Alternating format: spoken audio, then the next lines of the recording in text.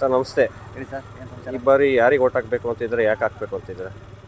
ನೋಡಿ ಸರ್, ಇದು ಗ್ರಾಮ ಪಂಚಾಯತಿ ಎಲೆಕ್ಷನ್ ಅಲ್ಲ, ವಿಧಾನಸಭಾ ಎಲೆಕ್ಷನ್ ಅಲ್ಲ, ಇದು ದೇಶದ ಎಲೆಕ್ಷನ್, ರಾಷ್ಟ್ರ ನಿರ್ಮಾಣಕ್ಕೆ ನಮ್ಮ ಮಕ್ಕಳ ಭವಿಷ್ಯದ ಎಲೆಕ್ಷನ್. ಅದಕ್ಕೋಸ್ಕರ ನಾವು ಯಾರಲ್ಲಿ ಸಮರ್ಥ ನಾಯಕರಿದ್ದಾರೋ, ಯಾರಲ್ಲಿ ದಿಟ್ಟ ನಿರ್ಧಾರ ತಗೊಂಥ ನಾಯಕರಿದ್ದಾರೋ, ಯಾರು ದೂರದೃಷ್ಟಿ ಇರೋ ನಾಯಕರಿದ್ದಾರೋ, ಯಾರು ಜಾತಿ ದೃಷ್ಟೀಕರಣ ಮಾಡೋದಿಲ್ಲ, ಸಬ್ಕಾ ಸಾಥ್ ಸಬ್ಕಾ ವಿಕಾಸ್ ಅನ್ನೋ ನಾಯಕರಿಗೆ ಹಾಕೋದು ಸರ್. ನೋಡ್ರಿ, ದೇಶದ ಪ್ರಧಾನಿ ಆಗಬೇಕಂದ್ರೆ ಒಂದು ದಮ್ ಬೇಕು, ತಾಕತ್ತು ಬೇಕು. GST ಥರ ತಾಕತ್ತು ಯಾರಿಗಿತ್ತು ರೀ? ಏರ್ ಸ್ಟ್ರೈಕ್, ಸರ್ಜಿಕಲ್ ಸ್ಟ್ರೈಕ್ ಮಾಡೋ ತಾಕತ್ತು ಯಾರಿಗಿತ್ತು? ನೋಟ್ ಬ್ಯಾನ್ ಮಾಡೋ ತಾಕತ್ತು ಯಾರಿಗಿತ್ತು? ಆರ್ಟಿಕಲ್ 370 ಕಿತ್ತು ಕಾಶ್ಮೀರ ನಮ್ಮ ಇಂಡಿಯಾ ಕೂಡಿಸಿ ನಿಜವಾದ ಭಾರತ್ ಜೋಡೋ ಯಾತ್ರೆ ಮಾಡೋ ತಾಕತ್ತು ಯಾರಿಗಿತ್ತು ರೀ? ಆಮೇಲೆ ಎಲ್ಲರೂ ಮರ್ತಿದ್ದೀವಿ, ಕೋವಿಡ್ ಟೈಮಲ್ಲಿ 200 ಕೋಟಿ ವ್ಯಾಕ್ಸಿನ್ ಸ್ವದೇಶಿ ನಿರ್ಮಿತ ಮಾಡಿ 30 ಕೋಟಿ ವ್ಯಾಕ್ಸಿನ್ ಆಚೆ ರಫ್ತು ಮಾಡಿದ್ದಾರೆ. ಅಂಥ ತಾಕತ್ತು ಯಾರಿಗಿದೆ ರೀ? ಆಮೇಲೆ ಮೊನ್ನೆ ಚಂದ್ರಯಾನ ಆಯಿತು, ನಮ್ಮದು ಫಸ್ಟ್ ಸ್ಯಾಟಲೈಟ್ ಸೌತ್ ಪೋಲಲ್ಲಿ ಇಳಿದಿದ್ದು. ಆ ಥರ ತಾಕತ್ತು ಯಾರಿಗಿದೆ ರೀ? ಅಂಥ ತಾಕತ್ತು ಬೇಕು. ಈಗ ನೋಡಿ, ನೀವೇ ಇಮೇಜಿನ್ ಮಾಡ್ಕೊಳ್ಳಿ, ಈಗ ರಾಹುಲ್ ಗಾಂಧಿ ಪ್ರಧಾನಿ ಆದರೆ, ಮಮತಾ ಬ್ಯಾನರ್ಜಿ ಹೋಮ್ ಮಿನಿಸ್ಟರ್ ಆಗ್ಬಿಟ್ಟು, ಅಖಿಲೇಶ್ ಯಾದವ್ ಏನಾದರೂ ಡಿಫೆನ್ಸ್ ಮಿನಿಸ್ಟರ್ ಆಗಿಬಿಟ್ರೆ ನಾವು ಇರೋಕ್ಕಾಗುತ್ತೆ ಅಂದರೆ ಇಲ್ಲಿ, ನಮ್ಮ ಮಕ್ಕಳಲ್ಲಿ ಇರೋಕ್ಕಾಗುತ್ತೆ ಇಲ್ಲಿ? ಸೊ ನಮಗೆ ಬೇಕಾಗಿರೋದು ಮೋದಿ ಟೀಮ್. ನೋಡಿರಿ ಎಂತೆಂಥರಿದ್ರು ಮೋದಿ ಟೀಮಲ್ಲಿ.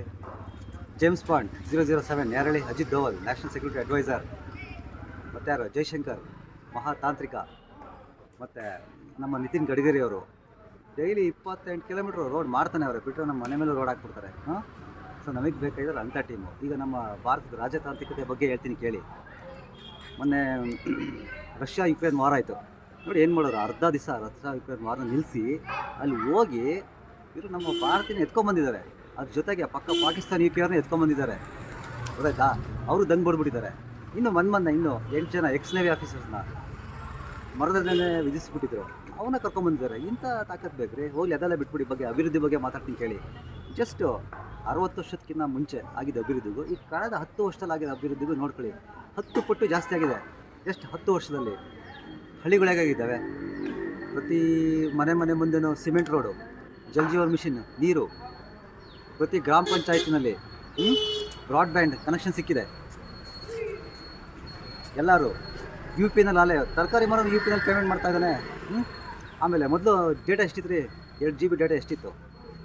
200 ರೂಪಾಯಿ ತೊಗೊತಾ ಇದ್ವಿ. ಈಗ 1 GB ಡೇಟಾ ಬರೀ 5 ರೂಪಾಯಿ ಸಿಗ್ತಾಯಿದೆ. ಬಡವ್ರ ಮಕ್ಕಳ ಹತ್ರ ಲ್ಯಾಪ್ಟಾಪ್ ಇದ್ದಾರೆ, ಎಲ್ಲರೂ ಕ್ಲಾಸ್ ಕೇಳ್ತಾರೆ. ಸೊ ಅಂಥ ಟ್ರಾನ್ಸ್ಫಾರ್ಮೇಷನ್ ಹಳ್ಳಿಲಾಗಿದೆ. ಆಮೇಲೆ ಇನ್ನೊಂದು 100% ರೂರಲ್ ಎಲೆಕ್ಟ್ರಿಫಿಕೇಷನ್ ಆಗಿದೆ. ಈಗ ನೋಡಿ, ಇದು ನಾನು ಅದಕ್ಕೆ ಹೇಳ್ತಾ ಇರೋದು, ಇದು ಗ್ರಾಮ ಪಂಚಾಯತಿ ಎಲೆಕ್ಷನ್ ಅಲ್ಲ, ದೇಶದ ಎಲೆಕ್ಷನ್ ಅಂತ ಹೇಳ್ಬಿಟ್ಟು. ನಾರ್ತ್ ಈಸ್ಟರ್ನ್ ಸ್ಟೇಟಲ್ಲಿ ಹಳ್ಳಿಗಳಿಗೂ ಎಷ್ಟೋ ಕಿಲೋಮೀಟ್ರ್ ದೂರ ಇದೆ, ಬೆಟ್ಟದ ಮೇಲೇ ಕಂಬಗಳಾಕಿ ಎಲೆಕ್ಟ್ರಿಫಿಕೇಷನ್ ಮಾಡಿದ್ದಾರೆ.